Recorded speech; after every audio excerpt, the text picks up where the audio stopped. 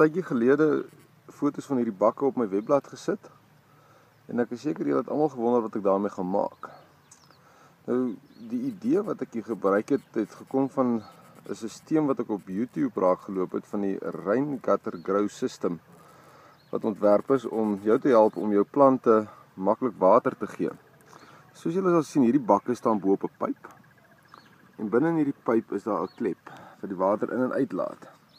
Die voordeel hiervan is, soos die plante die water nodig het, trek hulle water uit die onderste pyp uit. En hulle kan dus nooit oorbenat word nie. En het altyd genoeg water, selfs al gaan jy vir 3 of 4 weke weg.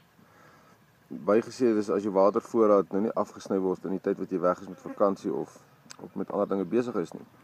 Nou hoe hierdie stelsel werk is, dat jy aan die onderkant, ja daar kom telg vir my op, om net so vas, is daar 'n katoen kous wat ek hier ingesit het, en hierdie kous trek die water uit die onderste gat uit op binne in hierdie bak in.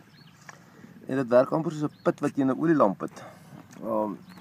So hy en binnekant maak hy die hele tyd die grond nat. Hy word nooit droog nie. En hy gebruik net soveel water as wat die plant nodig het om te groei. So vir die van julle wat gedink het oor 'n manier om groente te verbou op 'n maklike manier, hierdie is die manier om te gaan. En ek is nogal bly ek het die ding in die hande gekry, die video in die hande gekry en probeer. So jy het nie verskoning as jy dink jy het min spasie nie, of wat jy sê jy het nie water om die groente mee te verbou nie.